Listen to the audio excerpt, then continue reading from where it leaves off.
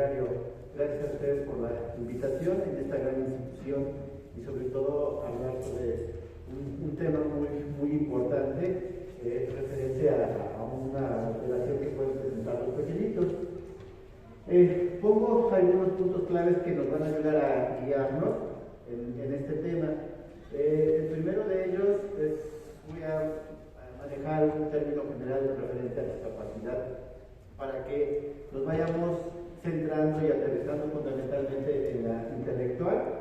Vamos a ver qué elementos debe de cumplir para denominarse de esa manera, y al centrarnos en estas características pues también nos va a ir ayudando a cómo ir trabajando en el aula, es decir, aunque no entremos de lleno todavía a la parte de estrategias o sugerencias en cuestiones de contenidos escolares, conocer los criterios nos ayudará a conocer también la forma de trabajo y pues sintetizaríamos esta parte de información. ¿Qué identificamos como una discapacidad? Bueno, la Organización Mundial de la Salud señala que tiene que ver con una dificultad en una capacidad, por discapacidad, ¿no? En poder lograr hacer algo que regularmente hacemos la mayoría, ¿no? La mayoría de nosotros observamos, la mayoría de nosotros escuchamos, la mayoría de nosotros nos trasladamos en escaleras, caminamos, y cuando hay esas dificultades, pues ya entran en los elementos de discapacidad, ¿sí? Algunos necesitamos unos lentes para poder ver de lejos, ya formo parte de una discapacidad, porque no hago lo que la mayoría puede realizar, ¿no? Estoy esperando la combi, no puedo yo ver qué dice, ¿no? Porque me hace falta una agudeza visual. Lo mismo puede pasar en la parte auditiva, ¿no?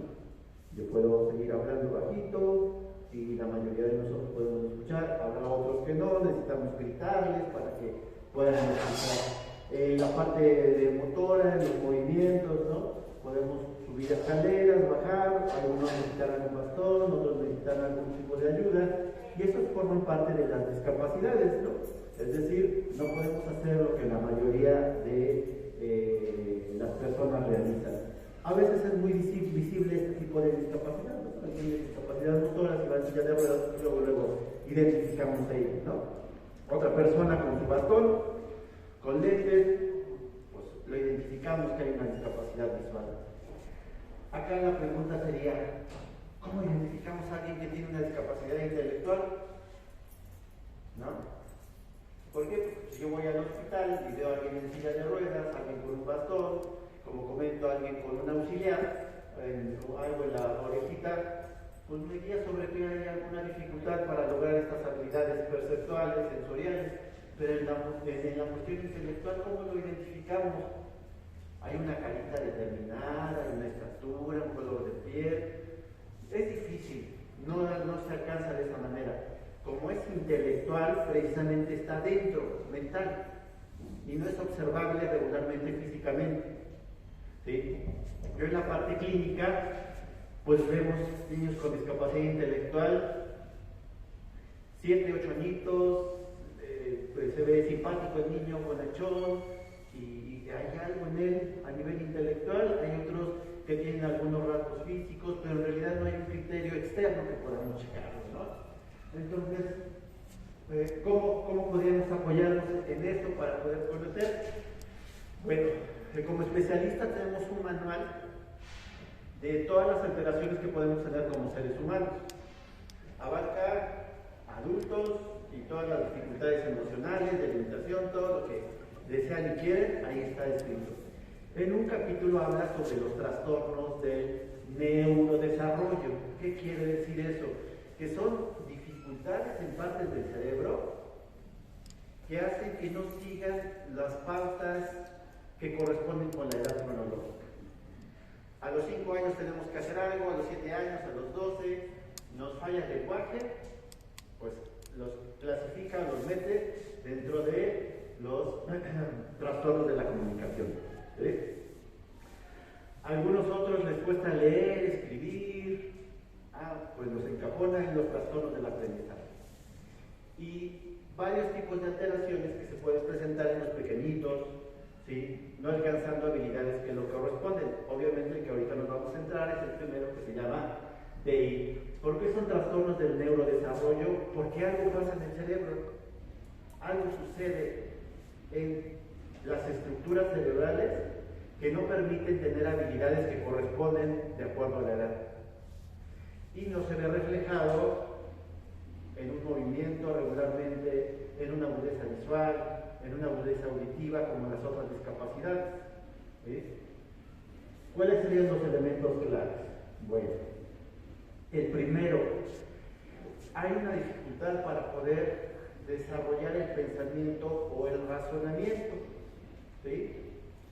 Como especialistas vemos todo en desarrollo. ¿Qué quiere decir? Acá no hay, no lo tiene, lo tiene. 0, 10, blanco, negro. No son cosas extremas, van siendo de manera gradual, van siendo de manera paulatina este desarrollo. Y el razonamiento pasará así.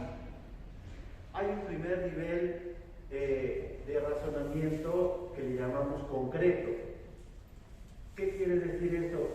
Que necesitamos muchos materiales físicos, manipular, para poder tener ese tipo de razonamiento. Vamos subiendo de edad, vamos subiendo de desarrollo, llegamos a alcanzar un razonamiento que se llama abstracto. ¿Qué significa eso? Que podamos deducir, inferir cosas que no son visibles, que no son tangibles. ¿Sí? Hay temas en la escuela que no son tangibles. Independencia. No es observable, no es tocado. Y si avanzamos de edad, ecuaciones de primer grado, cuestiones de física, ¿sí? Los átomos, los hoyos negros. Pues, hemos escuchado de hoyos negros, hemos escuchado de planetas, pero ¿quién nos ha visto en realidad? La Vía Láctea, que dice, ay, sí, sí, yo la otra vez lo vi que ahí estaba. Muy diferente a decir 3, ¿no? ¿Por qué 3? Porque bien 1, 2, 3, tengo 3 dedos. Hay 3 personas, ¿sí? Hay 3 cosas. Eso puede llegar a ser observable. ¿Por qué comento esto? Porque obviamente en la discapacidad intelectual hay sesgo, dificultad en el pensamiento abstracto. Va a prevalecer mucho un estancamiento y va a haber un elemento más de un pensamiento concreto. Por lo tanto, los temas escolares que se relacionen con lo que no es visible son de más difícil comprensión. ¿Sí? El que yo le pueda dar un tema platicado va a ser muy diferente a que si lo enseño o lo muestro. Entonces, esa es la primera de las características de la discapacidad intelectual. No van a poder lograr un razonamiento complejo y se van a estancar en uno muy básico, que es el concreto. Y el concreto quiere decir precisamente algo físico, algo que yo puedo manipular. ¿Qué otra dificultad tiene? Resolución de problemas. Y no significa pues, completamente como problema nosotros tenemos en cuestión de pareja, en cuestiones de adultos, ¿no? Sino cotidianos como se me rompió la punta del lápiz. ¿Y qué hago? Cuando hay discapacidad, esta dificultad, este problema, suena curioso, pero no se puede resolver. Para nosotros podríamos decir, agarra el otro, pide prestado a uno, busca tus sacapuntas, ve y pide otros sacapuntas, ocupa un lapicero, bla, bla, bla. Tenemos muchas opciones. Ellos no. Se les va a complicar resolver una dificultad cotidiana. ¿Sí? La libreta de matemáticas se le olvidó. Agarra otra hoja, dile a la maestra que te preste una, y varias opciones. No lo haces. Oye, ¿por qué no has terminado tu trabajo? Es que no traje mi libreta. ¿Y qué no se te ocurrió hacer otra cosa? Pues es esa dificultad por no poder resolver ellos, ¿no? Se quedó sin dinero, se le perdió.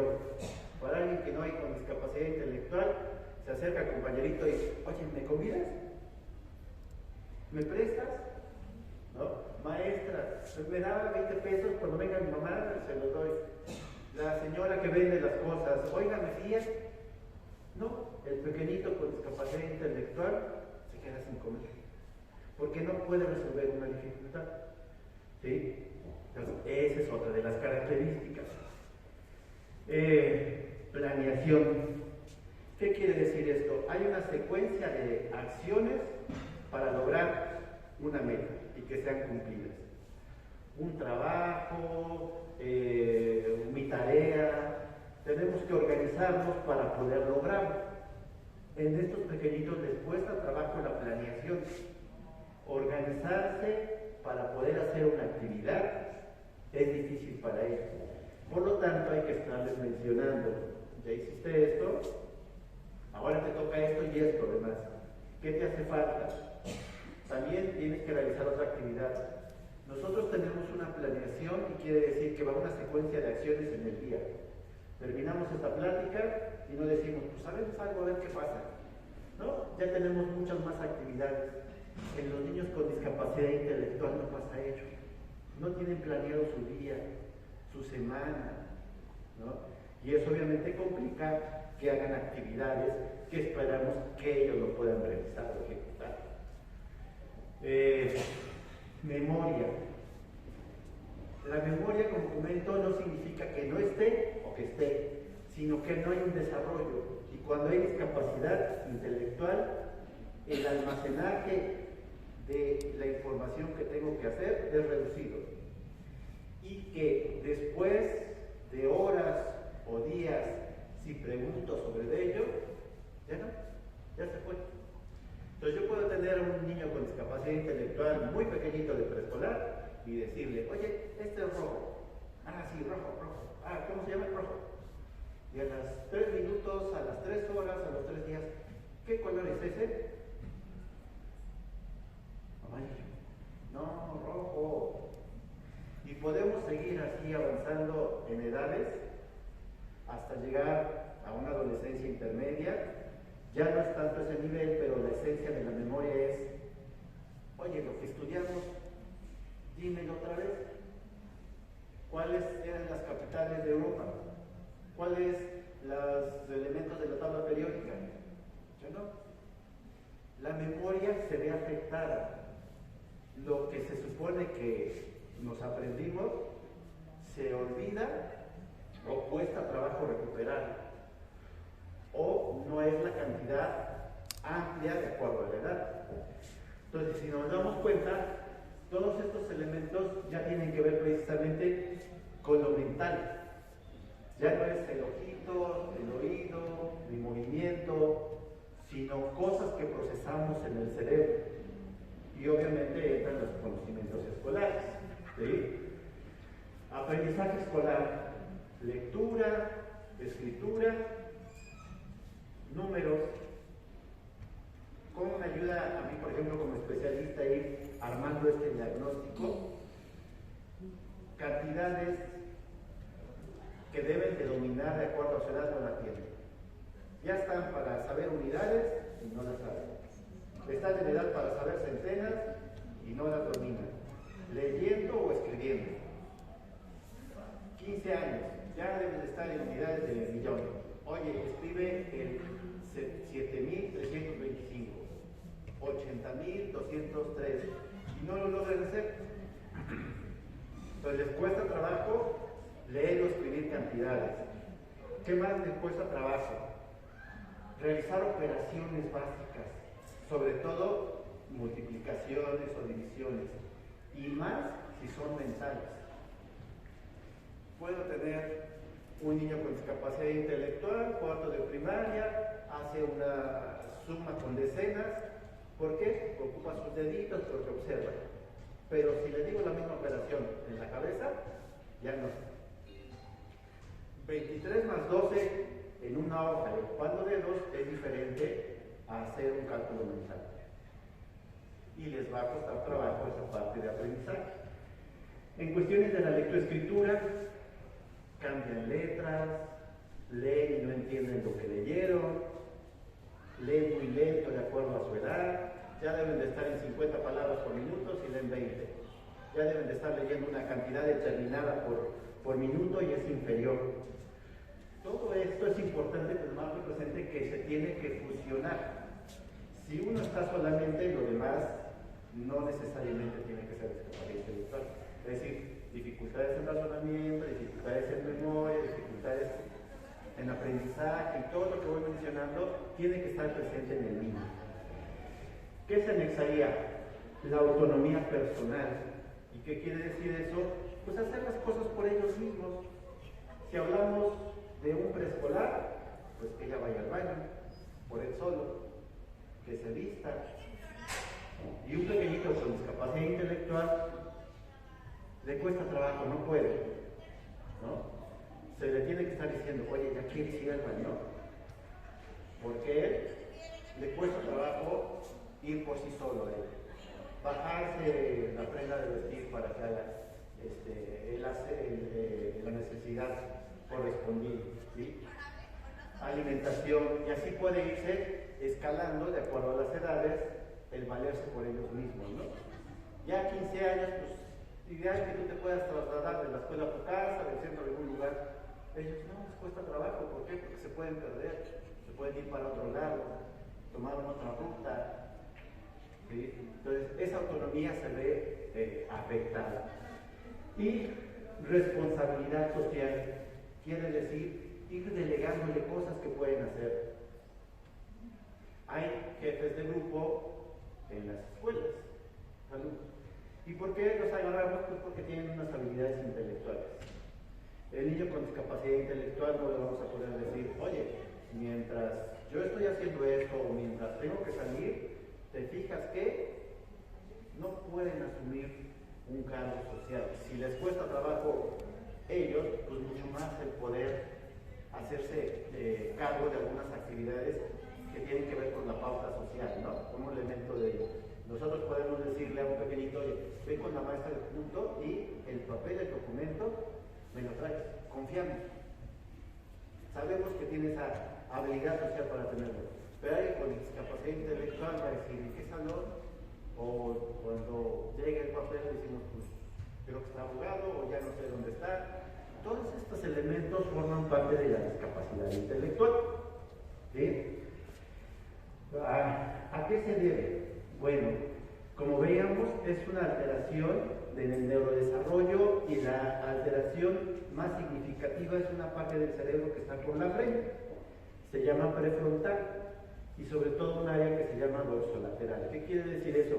Son grupos de neuronas que se encargan fundamentalmente de hacer estos procesos, de tener un razonamiento abstracto, de tener un mayor almacenaje de información, de tener estrategias para recuperar la información, de irme comprendiendo lo que me están diciendo, ¿sí? Todas estas dificultades que se pueden ver en alguien con discapacidad intelectual es debido a una lesión, a un daño.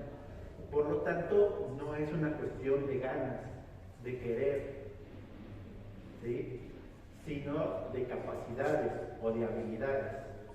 Y ese pequeñito con discapacidad intelectual, el que le podamos mencionar, vamos, tú puedes, ¿vale? Nada más es cuestión de que quieras. No, es una capacidad, ¿sí? Unas habilidades que debemos de tener presente y regularmente pues, ocupamos pruebas de inteligencia, pero actualmente se enfocan más que la inteligencia en estas habilidades. Razonamiento, memoria, niveles de concentración. También otra cosa, hay varias cosas que comentar, pero ahorita viene una más, es que ellos tienen dificultades propositivas. Nosotros como especialistas le llamamos fluidez.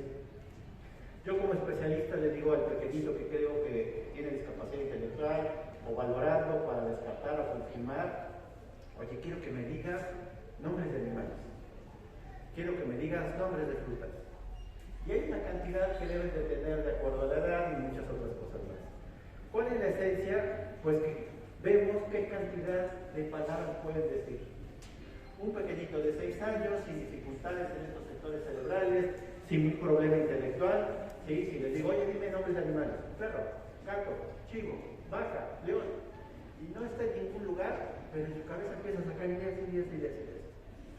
El niño con discapacidad intelectual le cuesta trabajo. Se pone a ver para todos lados a ver si encuentra algo, y si hay un póster donde hay un gato, ese gato.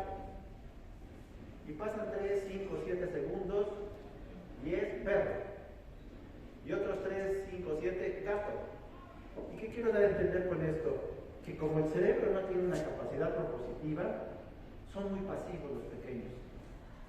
En juegos no van a llegar y decir, ya sé que vamos a jugar, el día de hoy vamos a jugar fútbol, y ustedes van a ser el equipo de tal, tú, fulanito, y tú el otro. Y como hay coches ahí en el campo, pues mejor no hay elementos propositivos. Él regularmente es pasivo, y se le tiene que acercar y decirle, oye, ¿quieres jugar fútbol? Y entonces dice, sí.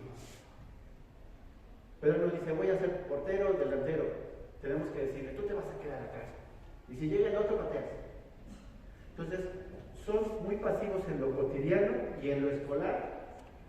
Participaciones en clase, hacer un cuestionario, hacer una síntesis. ¿Sí? Si hablamos de niveles un poco más altos, a nivel de escuela básica, es decir, secundaria, ¿sí? Tarea: 10 preguntas, haz un cuestionario sobre tal tema. Les cuesta trabajo hacer preguntas, contestar exámenes, sí, no. Oye, ponle más, 2 renglones más, 3 palabras más, tienes mucha hoja para escribir. No hay esa capacidad de ir proponiendo ideas, cosas. Ahora, relacionando esto, ¿qué podemos recibir complementando? ¿Qué podemos hacer en clase? Bueno, 1. Sus tiempos de concentración son bajos en los pequeños. Y tiempos de concentración quiere decir que si la mayoría del grupo logra 20 minutos, 30 minutos, como ahorita podemos decir, podemos nosotros estar concentrados 20 minutos en mi plática, 40, 2 horas de lo que fuera. Cuando hay discapacidad intelectual, sus tiempos de concentración son muy reducidos. Por lo tanto, yo en mi programa, en mi planeación del día, no voy a tener el objetivo de que esté 1 hora, 5 horas haciendo una actividad. Los tiempos de trabajo, por lo ideal es que con ellos sean cortos, con tiempos de descanso, y no significa pues, que se vaya y se regrese después, sino que se distrae porque va a sacar la punta, porque está platicando, y ahí le damos pauta a él. A lo mejor para otros pequeñitos que no tienen esta dificultad, sí le podemos acercarnos y decir, oye, ¿qué pasó? ¿Ya terminaste? ¿Dónde vas? Porque él sí tiene esa capacidad. Pero los otros pequeñitos no, porque hay una lesión cerebral. La discapacidad auditiva, pues algo pasa en el oído interno. La discapacidad visual, algo pasa en el ojo. En la discapacidad intelectual, algo pasa en el cerebro que afecta en ello. En cuestiones de la lectoescritura. La lectoescritura es un desarrollo. ¿Sí? Las primeras fases de la escritura tienen que ver con un dibujo, con un simbolismo. Pasa ese nivel, ya viene una codificación, es decir, escucho o, a, esos ruidos los tengo que pasar a letras. Viene un siguiente nivel, una comprensión. Viene el siguiente nivel, una crítica. ¿Qué quiere decir esto? Comento, el leer o el escribir no es lo tiene o no lo tiene, es saber en qué nivel se encuentra. ¿Sí? Y yo puedo tener un niño con discapacidad intelectual que le empieza a decir, mira, M con A, ma, P con I, pi, y le empieza a decir el silabario. Pero en un análisis cualitativo no tiene ni el dibujo. No tiene a veces ni el juego simbólico. ¿Qué cosa es el juego simbólico? En donde tengo un juego de té y digo, ay, mira tu lechita, pero sóplale porque está muy caliente. Y los niños les cuesta trabajo eso. Eso es un juego simbólico. ¿Qué cosas son los símbolos? Sustituir una cosa por otra. ¿Sí? Y sustituir una cosa por otra es, el palo de escoba es un caballito. ¿Sí? Mi mano, mira, cocodrilo, te va a comer. Si el niño no juega de esa manera, está en un nivel casi nulo. La lectoescritura no le va a entrar. Tiene que trabajarse juego simbólico, actividades como el dibujo, y cuando las vaya desarrollando, meter la lectoescritura. ¿Puede ser a los 5 años? Sí. ¿Puede ser a los 10? Sí. No hay una edad cronológica para decir vas a hacerlo o no vas a hacerlo. Va a depender de las características intelectuales del niño. Pues como ya tiene 9 años y ya tiene que estar escribiendo, a ver, le voy a dictar. El perro ladra, escribe. Y el niño no tiene ni siquiera el dibujo. ¿Qué tengo que hacer? Tengo que irme más abajo y desarrollar el dibujo. ¿Sí? Por eso es importante identificar el nivel de la lectoescritura. ¿Sí? Como comento, el más complejo es leer y criticar. Esa es la consolidación. Yo leo un libro y si digo, ay, mira, dice que los marcianos y dice que esto y otro. ¿Y a poco te estás creyendo todo eso? Sí, porque lo dice el libro. Entonces todavía no has consolidado la lectura. La lectura es cuando tú criticas. Y no criticas en el sentido de decir, qué feo está ese tema, sino que hay argumentos intelectuales para debatir ellos. Eso es lo más complicado. Y eso se alcanza mucho tiempo después que una escuela media. Es decir, el de secundaria va a leer, lo va a entender, pero jamás va a decir, oiga maestra, ¿y por qué Newton decía que? Pues no, lo va a aceptar. ¿Sí? Entonces sí es importante ver que todos estos elementos siguen un desarrollo. La memoria sigue un desarrollo, el razonamiento sigue un desarrollo, el aprendizaje escolar sigue un desarrollo. Hay que ver en qué nivel está el niño para que a partir de ahí pueda trabajar, que es lo que se llaman las adaptaciones curriculares. Y aunque yo vaya en sexto, el niño vaya en sexto, y en sexto dice que ya debe de saber divisiones con decimales, si él no tiene el conteo, tengo que reorganizar esos aprendizajes y esas evaluaciones. Conocer formas de expresarse. El lenguaje también requiere un elemento intelectual. Y esa iniciativa de proponer un tema o demás es difícil. Entonces, a veces tenemos que estar empujando al pequeñito. Oye, ¿cómo te fue hoy? Oye, ¿te hace falta tarea?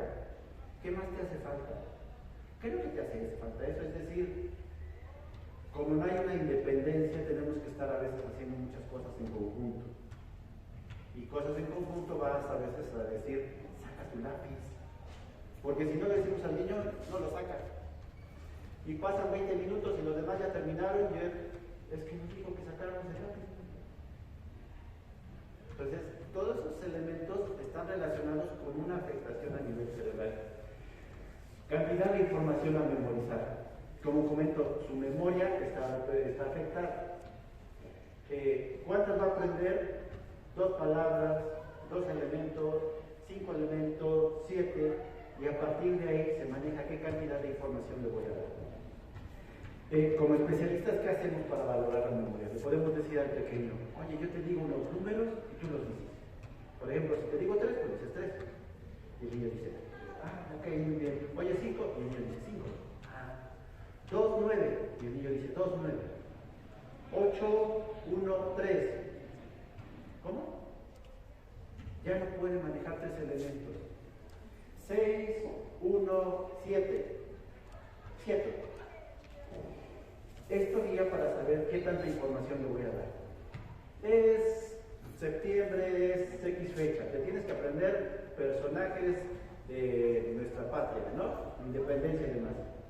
Pero como son los niños héroes, échate todos. No, ya es muy amplio. El día de hoy te vas a aprender fulanito. Le voy a enseñar la lectoescritura. Ya está en fase de mame mi momu. Como ya está, para mañana me trae mame mi momu, pape picojú, y da de luz. ¿Cuántas son? 20, 25. Él a veces nada más hay que decirle ma y mu. Y ya. Párale. ¿Por qué? Porque hay una dificultad a nivel de almacenaje de memoria. No tiene la capacidad, la parte cerebral como nosotros, para ir guardando información. Por eso forma parte de una discapacidad, como mencionábamos, ¿no? Podemos subir las escaleras, podemos bajarlas sin necesidad de un apoyo físico, ¿no? Los niños con discapacidad intelectual necesitan apoyos mentales. ¿Y quiénes son los apoyos mentales? Nosotros como docentes, algunos objetos externos, algunos materiales para ellos. El aprendizaje escolar, ¿no? A veces puede ser relacionado con un examen, a veces puede estar relacionado con una actividad, ¿sí? Con un elemento de juego. Todo depende de la edad del niño y la dificultad que pueda estar presente. Yo como profesionista he encontrado niños con discapacidad intelectual que van en secundaria y no saben leer. Absolutamente, digamos, no saben ni pa, pi, pu. Y niños que pueden estar en tercero de primaria y ya dominan esto y leen oraciones, no como debieran, pero ya leen. Entonces, en realidad puede ser variable la dificultad, pero la esencia es que no alcanzan lo que le corresponde para su edad y por lo tanto los aprendizajes tienen que ser diferentes, ¿sí? Forma de presentar el material también es, como señalo, ¿tengo material físico o es únicamente verbal? ¿Sí? Y material físico quiere decir que ocupo objetos, hago una experiencia, le digo que vaya a un museo, le pido una maqueta o nada más le platico. ¿Sí? Quiero enseñarle quiénes son los animales carnívoros, quiero enseñarle lo referente a cómo nacen. Si yo nada más le platico, es un nivel abstracto, se requiere un pensamiento abstracto. Ellos necesitan elementos concretos. Y aunque tengan 10 años, tengo que decirle, trae tus frijolitos, ocupa tus dedos. Porque esos son los apoyos que necesita para lograr la tarea. Esos son los anteojos, esos son los auxiliares, ese es el bastón para poder lograr algo a nivel mental. ¿Sí? Lamentablemente tenemos poco tiempo, pero creo que sea sustancial. Podría sintetizarlo de esta manera, de esta forma, ¿sí? Que las capacidades están relacionadas con una barrera para lograr hacer algo. Si ahorita viniera alguien con un problema motor en silla de ruedas, ¿cómo nos subimos? A lo mejor cargando varios o teniendo una rampa, lo va a lograr. Diferente a lo que haríamos nosotros. Ahora lo mismo pasa con el de discapacidad intelectual en habilidades como la lectoescritura, el cálculo. ¿Cómo va a aprender a leer, a escribir, a sumar, a apuntar su tarea? Yo quiero que ese niño apunte su tarea, ya no tanto que la realice, que la apunte. ¿Cómo lo voy a lograr? Pues necesito tener apoyos para poder lograr. ¿Cuáles pueden ser esos apoyos? ¿Cómo le voy a enseñar la lectoescritura? ¿Cómo le digo la instrucción? ¿Qué tanta información le digo? ¿Sí? Empiezo de manera gradual. Todos esos elementos ya no apoyan en esa parte. ¿Sí? Identificar el nivel de discapacidad y procesos, como señalo, hay variedad de casos. Hay niños de preescolar que les cuesta trabajo poder expresarse. Hay niños con discapacidad intelectual que se expresan un poco mejor o tienen un poco más vocabulario que el otro. Entonces, al haber una variedad, sí hay que ver en qué nivel vamos a enseñar esas habilidades. Algunos niños no sabrán números, otros sí lo saben, otros ya empiezan a sumar, pero lo importante es ver el nivel que se encuentra mentalmente más que cronológicamente o a nivel de grado escolar. Y como puede abarcar desde preescolar hasta bachiller o otros niveles, sí es importante ver sus características cualitativas. ¿Sí? Reorganizar actividades escolares es una rampa mental, como comento. ¿Qué va a hacer que el niño que tenga discapacidad intelectual esté en un pupitre de 8 de la mañana a 1 de la tarde sentadito, rayando una hoja a tenerlo empezando a leer, copiando tarea, hacer unas sumas, acordarse de un personaje de la historia de México, no todos, pues lo que nosotros demos como ayuda, como docentes a ello. Por eso ocupo esa analogía. Es una rampa mental. La persona que le cuesta trabajo ver, me pongo unos lentes y logro discriminar un poquito más. Escuchar, me pongo un auxiliar y escucho mejor. No puedo pararme, pues agarro mi andadera, mi bastón y lo logro. ¿Y el de discapacidad intelectual? ¿Cuáles son las rampas mentales? ¿Cómo le voy a presentar el material? Si le digo únicamente platicarlo y me eché 20 minutos hablando, no. Si le doy 10 cosas, 20 cosas y las quiero para mañana, no. Si estoy 50 minutos, no te paras hasta que termines, no. Todas esas son dificultades que se tienen que guiar y las vamos entendiendo. Ahora sí que para finalizar, me regreso un poco. Esta parte ayuda a guía. ¿Cómo ayudas a alguien con problema visual a que se traslade en el centro? Pues hay rayitas que lo guían o puntitos que están en las esquinas y pueden leer. ¿Qué tenemos que hacer a un pequeñito con discapacidad intelectual? Identificar los tiempos de trabajo en concentración, ver en qué nivel de aprendizaje se encuentran las matemáticas o la lectoescritura que no corresponde a la calidad escolar, cuánto material le voy a proporcionar, ¿sí? Cómo le voy a explicar el tema, le voy a traer un video o solamente le platico, o tengo que salirme relativamente al jardín para estarle diciendo, mira, este tema tiene que ver, mira, ¿ya viste? Todos esos elementos son los apoyos o las ayudas que va a poder lograr hacer. Lamentablemente un pequeño con discapacidad intelectual no va a eliminar la dificultad, no se quita, pero lo que sí puede hacer es hacer más de lo que podría hacer sin estos apoyos y sin estas ayudas. ¿Okay? Bueno, pues por mi parte sería todo. Si tienen alguna pregunta, alguna duda, con mucho gusto la contestamos. Doctor, en el caso de los